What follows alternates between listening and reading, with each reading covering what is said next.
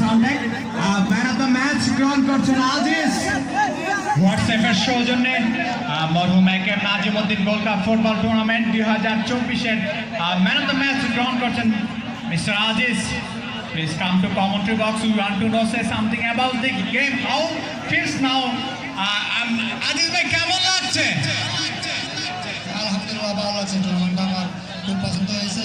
এবার হাজার হাজার দর্শকের মধ্যে আমরা জয়লাভ করতে পারছি আলহামদুলিল্লাহ। আপনারা যে সেমিফাইনালে অর্জন করেছেন, এখন একটা মাত্র গোল হয়েছে, সেই গোলটা কিন্তু আপনি দিয়েছেন।